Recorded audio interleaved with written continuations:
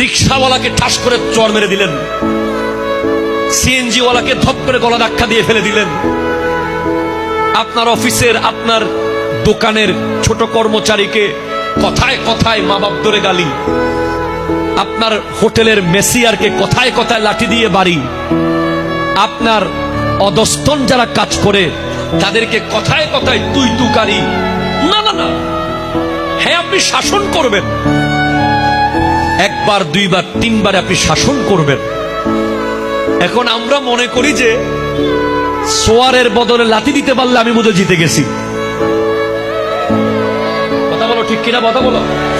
আমরা মনে করি যে আমাকে সোয়ার দিছে, আমি যদি লাথি দিতে না পারি আমি তো শেষ।